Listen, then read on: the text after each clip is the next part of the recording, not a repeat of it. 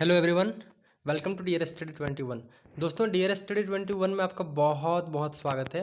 और आज हम लोग करेंगे मौर्य प्रशासन। ठीक है, मतलब मौर्य साम्राज्य के बारे में पहला वीडियो अपलोड हो चुका है, जिसमें हम लोग मौर्य साम्राज्य के संस्थापक चंद्रगुप्त मौर्य, उनके पुत्र बिंदुसार, फिर सम्राट अशोक के बारे में हम लोगों ने बहुत ही क्लियर रूप से अच्छी तरह से नोट्स बना करके देखा था। ठीक है, तो मेरा जो पढ़ाने का तरीका है हिस्ट्री, वो थोड़ा सा चेंज हो चुका है।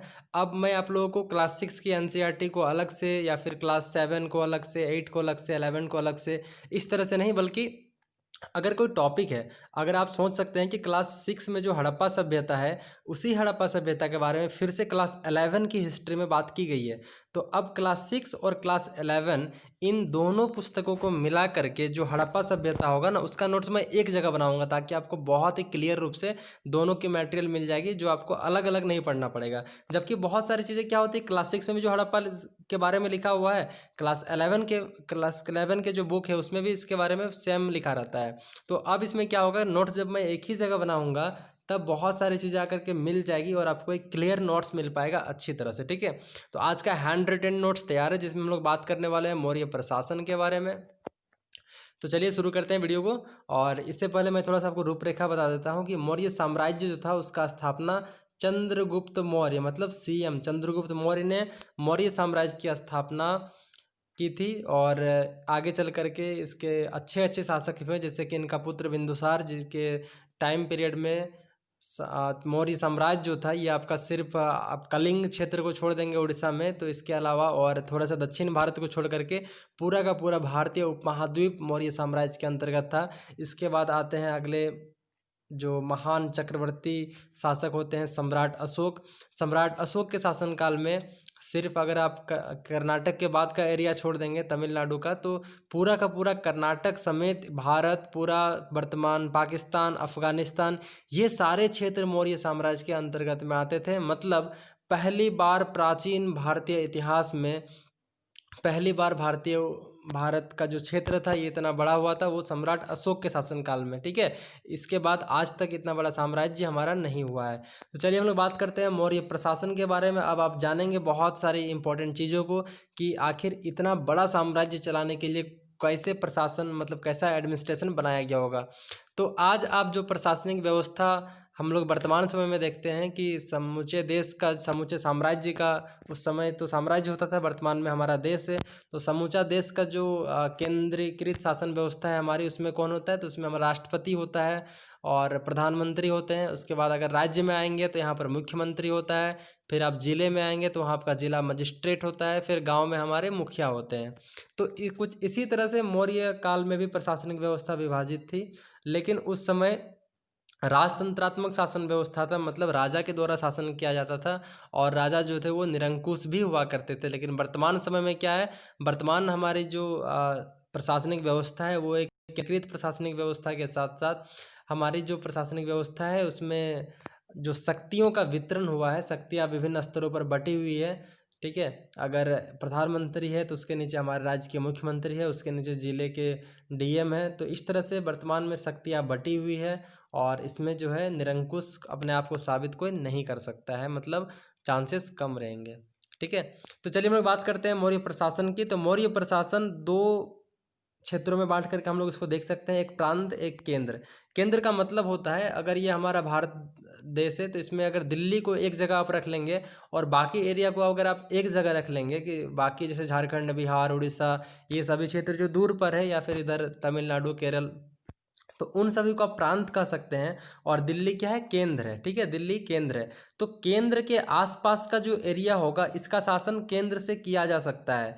केंद्र से डायरेक्ट यहाँ पर शासक जो है, जो राजा होंगे, वो अपना नियंत्रण रख सकते हैं। लेकिन जो प्रांत होगा, मतलब झारखंड है, बिहार है, केरल है, तमिलनाडु है, तो इतने दूर वाले क्षेत्र को दिल्ली से नज़र रख पाना मुश्किल होगा, मतलब आसान नहीं होगा। तो उसके लिए इन्होंने क्या किया, कि झारखंड में एक जगह को अपना प्रांतीय राजधानी बना दिया गया, केरल जो प्रांत है उसमें एक राजधानी बना दिए, और इसी तरह से बहुत सारे प्रांतों में उनकी राजधानियों से उनका देख रेख होता था। ठीक है, तो आप समझ सकते हैं कि मौर्य प्रशासन प्रांतीय और केंद्रीकृत दोनों रूप से था, लेकिन मुख्य रूप से इसको केंद्रीकृत शासन व्यवस्था के लिए मौर्य प्रशासन को जाना जाता है।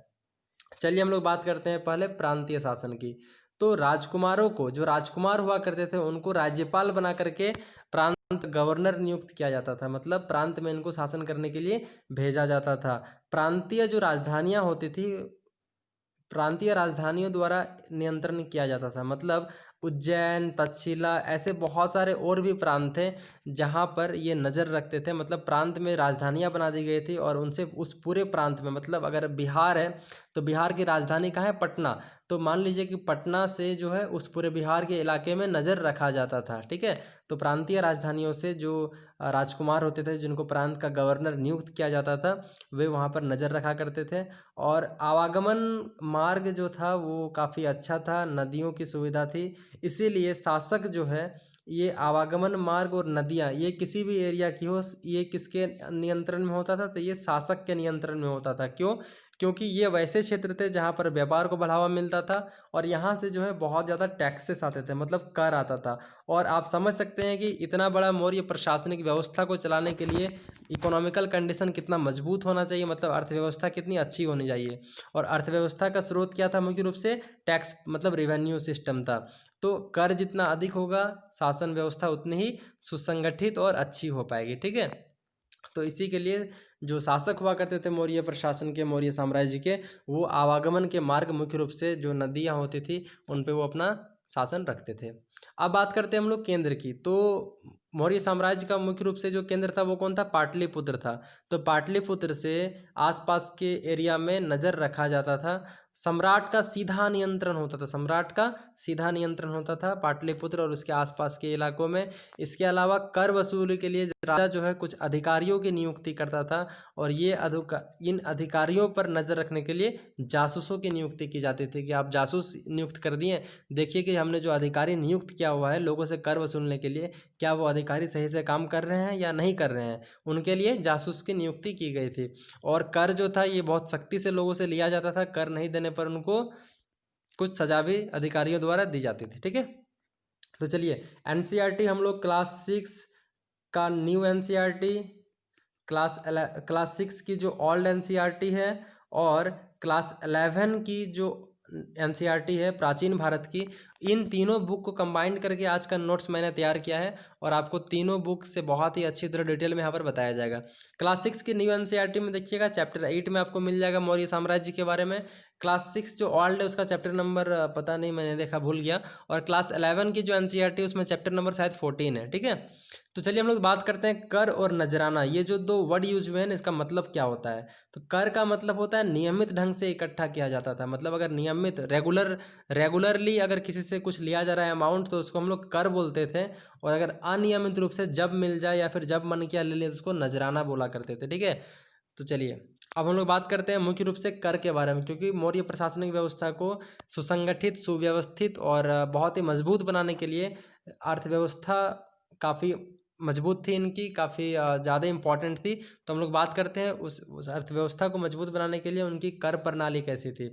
तो मौर्य साम्राज्य में या मौर्य प्रशासन में जो कर था वो आपका 1/4 से लेकर के 1/6 हुआ करता था, मतलब 1/4 से लेकर के 1/6 था, मतलब 6 भाग में 1 भाग तक। ठीक है, और सिंचाई मुख्य रूप से मौर्य प्रशासन में राजा ने लोगों के लिए, कृषकों के लिए उपलब्ध करवाई थी और उन लोगों से सिंचाई के लिए सिंचाई कर भी लिया जाता था। ठीक है, तो आप समझ सकते हैं कि शासक उस समय लोगों को अपने कर के प्राप्ति के लिए किस किस तरह की सुविधाएं प्राप्त करवाते थे ताकि उनको मैक्सिमम टैक्स प्राप्त हो सके। और कई इतिहासकारों ने ऐसा कहा है कि मौर्य साम्राज्य के जो शासक हुआ करते थे वो तरह तरह के टैक्स लोगों से वसूला करते थे और जिनके परिणाम स्वरूप उनकी अर्थव्यवस्था काफ़ी मजबूत रही थी प्रारंभ में, फिर धीरे धीरे जा करके वो अन्य कमज़ोर शासकों के नेतृत्व में वो थोड़ी कमज़ोर हो जाती है और कमज़ोर होने के दौरान क्या होता है कि अर्थव्यवस्था गिरने लगती है। मौर्य प्रशासन केवल तमिलनाडु तथा पूर्वोत्तर भारत को अगर हम छोड़ देंगे, मतलब तमिलनाडु मतलब कर्नाटक के बाद का एरिया और पूर्वोत्तर भारत, अगर इन दो एरिया को आप छोड़ देंगे तो समूचा भारतीय उपमहाद्वीप मौर्य प्रशासन के अंतर्गत था। समूचा भारतीय उपमहाद्वीप कहने का मतलब है कि पाकिस्तान, वर्तमान में जो पाकिस्तान है, अफगानिस्तान है, ये सारा एरिया किस में पड़ता था? ये सारा एरिया मौर्य साम्राज्य के अंतर्गत पड़ता था। तो आप सोच सकते हैं कि मौर्य साम्राज्य कितना विस्तृत साम्राज्य था, तो इसकी प्रशासनिक व्यवस्था कितनी अच्छी रही होगी। टैक्स का निर्धारण के लिए सर्वोच्च अधिकारी नियुक्त किए जाते थे जिनको समाहर्ता कहा जाता था। ठीक है, समाहर्ता कौन थे? तो कर निर्धारण के सर्वोच्च अधिकारी हुआ करते थे। ये कर का नियंत्रण, कर का निर्धारण करते थे। इसके अलावा राजकीय कोषागार और भंडागार जो होता था, अन्नागार, इनके संरक्षक, इनको क्या बोला जाता था? इनको सन्निधाता कहा जाता था। सन्निधाता वे लोग थे जो राजकीय कोषागार के संरक्षक हुआ करते थे, साथ ही साथ ये भंडागार की देखरेख भी करते थे। जमीन नापने का जो कार्य था मौर्य प्रशासन में, वो राज्य के द्वारा किया जाता था। और इसके अलावा राज्य जो है कृषकों को सिंचाई व्यवस्था उपलब्ध कराती थी, मैंने आपको बताया, और इन्हीं सिंचाई व्यवस्था को उपलब्ध करवाने के बदले में वो उनसे सिंचाई का कर भी वसूला करते थे। उत्पादन कार्य के द्वारा जो है, उत्पादन कार्य में दास लोग भी शामिल थे, ऐसा कहा गया है यहाँ पर। ठीक है, तो दास लोग भी उत्पादन कार्य में शामिल थे, मतलब उत्पादन की क्रिया भी काफ़ी अच्छी तरह से हो रही थी मौर्य प्रशासनिक व्यवस्था में।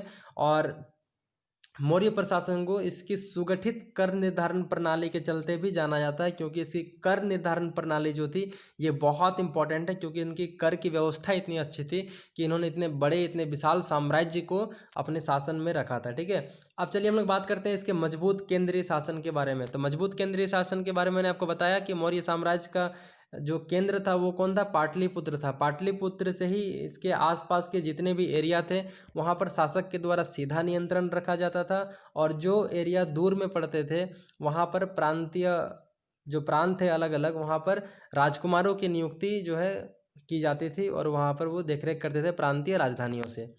तो पाटलिपुत्र जो था ये आपका मौर्य साम्राज्य का केंद्र रहा था, जहाँ से केंद्रीकृत शासन व्यवस्था की नींव पड़ी थी। और पाटलिपुत्र की अनुकूल अवस्थिति, पाटलिपुत्र जो जगह है इनकी अनुकूल अवस्थिति किस तरह से थी? तो इसके चारों ओर जलमार्ग हुआ करते थे, मतलब चारों ओर जलमार्ग है, नदियाँ बहुत सारी है बिहार में पाटलिपुत्र के आसपास में। तो इन्हीं के कारण जो था पाटलिपुत्र एक बहुत ही अच्छे जगह पर था, जहाँ से शासक जो है दूर दूर के एरिया तक ट्रैवल कर सकते थे और नियंत्रण रख सकते थे। इसके अलावा सड़कें जो थी, सड़कें भी काफ़ी सुगठित थी, मतलब बहुत ही अच्छी तरीके से बनी हुई थी। राजा प्रशासनिक, सैनिक और न्यायिक, इन तीनों अधिकारों के प्रमुख हुआ करते थे। प्रशासनिक क्षेत्र पर कोई भी निर्णय लेने का अधिकार, सैनिक प्रक्रिया में कोई भी निर्णय लेने का अधिकार, साथ ही न्याय के व्यवस्था में अगर अंतिम रूप से न्याय को लेता था तो वो राजा लिया करते थे। ठीक है, मतलब राजा इन तीनों के सर्वप्रमुख हुआ करते थे। इसके अलावा तीर्थ, जो शीर्षस्थ अधिकारी हुआ करते थे, मतलब सबसे बड़े अधिकारी मौर्य साम्राज्य के, उनको तीर्थ के नाम से पुकारा जाता था। इसके अलावा जो प्रशासनिक अधिकारी हुआ करते थे उनको अमात्य कहा जाता था। चंद्रगुप्त मौर्य के समय प्रशासनिक अधिकारी के रूप में कौटिल्य को देखा जाता है, तो कौटिल्य को भी आप एक अमात्य कह सकते हैं। अब हम लोग बात करते हैं सैन्य विभाग। तो सैन्य विभाग के अध्यक्ष को सेनापति कहा जाता था, और मौर्य साम्राज्य में पैदल, रथ, घुड़सवार, हाथी, इन चारों टाइप की आपको सेनाएं देखने को मिलती थी। ठीक है, इतिहासकारों का ऐसा मानना है कि मौर्य साम्राज्य में जितनी सेना थी उतनी प्राचीन भारत में आज तक किसी भी वंश की या किसी भी साम्राज्य की इतनी बड़ी सेना नहीं रही थी। मतलब सबसे बड़ा प्रशासनिक व्यवस्था अगर आप सोच सकते हैं तो वो कौन था? वो आपका मौर्य प्रशासनिक व्यवस्था था। गुप्तचरों की नियुक्ति बहुत ही बड़े पैमाने पर की गई थी, क्योंकि इतने बड़े साम्राज्य के विभिन्न बहुत सारी गतिविधियों पर नज़र रखने के लिए गुप्तचरों की नियुक्ति की गई थी। मैंने आपको थोड़ा ही देर पहले बताया कि जो शासक हुआ करते थे मौर्य साम्राज्य के, वो अधिकारियों की नियुक्ति करते थे कर वसूलने के लिए, और उन अधिकारियों पर देखरेख या नज़र रखने के लिए जासूसों की नियुक्ति करते थे। तो आप समझ सकते हैं कि उसी दृष्टिकोण से गुप्तचर कितना इंपॉर्टेंट हो सकता है। इसके अलावा अगर हम लोग बात करेंगे कि जो अधिकारी हुआ करते थे जो कर वसूलने का काम करते थे, इनको नगद वेतन के रूप में भुगतान किया जाता था, और नगद वेतन के रूप में अलग अलग अधिकारियों को अलग अलग वेतन दिया जाता था। जैसे कि उच्चतम अधिकारी जो हुआ करते थे मौर्य साम्राज्य के, जिसमें पुरोहित, सेनापति, युवराज, ये सभी आते थे, इनको कितना मिलता था वेतन? तो इनको मिलता था 48,000 इनको वेतन के रूप में मिलता था। पन क्या होता है? तो पन उस समय की मुद्रा हुआ करता था, जिसका वैल्यू कितना होता था? 3/4 तोले के बराबर चांदी का सिक्का। एक चांदी के सिक्के के 1 तोले के 3/4 भाग हुआ करता था, 48,000 पन। पन का मतलब कितना होता है? पन का मतलब होता है 3/4 तोले के बराबर चांदी का सिक्का। ठीक है, तो ये उच्चतम अधिकारी का वेतन था 48,000 पन। पन का मतलब 3/4 तोले के बराबर चांदी का सिक्का, तो याद रखेंगे आप। इसके अलावा जो निचले दर्जे के अधिकारी हुआ करते थे मौर्य साम्राज्य के, इनकी जो वेतन थी वो मात्र 60 पन थी। तो हम लोगों ने मौर्य साम्राज्य की प्रशासनिक व्यवस्था को बहुत ही अच्छी तरीके से देख लिया।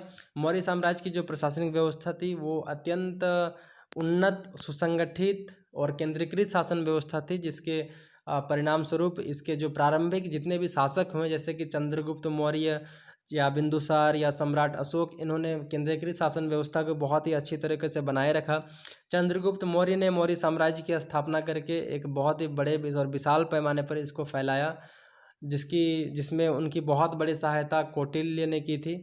उसके बाद बिंदुसार के शासनकाल में उड़ीसा के कलिंग क्षेत्र और दक्षिण भारत के कुछ क्षेत्र को छोड़ करके समूचा भारतीय उपमहाद्वीप मौर्य साम्राज्य के अंतर्गत आता था। उसके बाद जब सम्राट अशोक शासन पर आते हैं तो कलिंग क्षेत्र को भी वो जीत लेते हैं और वो उनका लाइफ का टर्निंग पॉइंट होता है। इसके बाद धीरे धीरे मौर्य साम्राज्य के जो उत्तराधिकारी होते थे, मतलब अलग अलग जो अन्य शासक आए सम्राट अशोक के बाद, वो उनमें उतनी बहुत ज़्यादा काबिलियत नहीं थी, जिसके परिणाम स्वरूप क्या होता है कि धीरे धीरे मौर्य साम्राज्य की अर्थव्यवस्था चरमरा जाती है।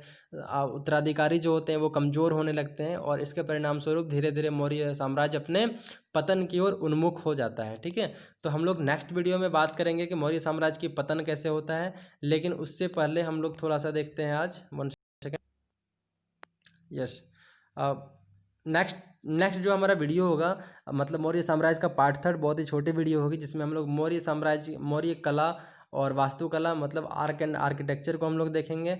और इसके अलावा मौर्य साम्राज्य मतलब इतना विशाल साम्राज्य जो पूरा का पूरा भारतीय उपमहाद्वीप, मतलब वर्तमान अफगानिस्तान, पाकिस्तान, पूरा भारतीय उपमहाद्वीप में फैला हुआ था, इतनी बड़ी साम्राज्य का एकाएक पतन कैसे हो जाता है और इन उनके पतन के लिए कौन कौन से फैक्टर रिस्पॉन्सिबल होते हैं, मतलब कौन कौन से कारण उनके लिए जिम्मेवार होते हैं, क्यों मौर्य साम्राज्य का पतन हो जाता है जब इतने बड़े और इतने विशाल शासक मौर्य साम्राज्य के हुआ करते थे। तो इन सब के बारे में हम लोग नेक्स्ट वीडियो में देखेंगे। तब तक के लिए चैनल को सब्सक्राइब करके नोटिफिकेशन को ऑन कर लीजिएगा, बेल आइकन को प्रेस कर लीजिएगा, ताकि आपको नोटिफिकेशन मिल जाएगी मेरे नेक्स्ट वीडियो की। अपने दोस्तों के साथ शेयर कीजिए। और अगर हिस्ट्री को आप इसी तरह से इंटरेस्टिंग और शॉर्ट नोट्स के माध्यम से पढ़ना चाहते हैं ना, तो बहुत बहुत स्वागत है आपका one time again on dear study 21, क्योंकि डियर स्टडी 21 हिस्ट्री और जियोग्राफी की एनसीईआरटी पर विशेष रूप से काम कर रहा है। इसके अलावा जो बच्चे क्लास 9-10 में पढ़ रहे हैं उनको साइंस यहाँ पर फ्री पढ़ाई जा रही है। वर्तमान समय लॉकडाउन का है और बहुत सारे स्कूल्स के ग्रुप में हम लोगों ने ज्वाइन किया है, जिसमें हम लोग उनको फ्री वीडियो प्रोवाइड कर रहे हैं। तो thank you and welcome to again on dear study 21। बने रहने के लिए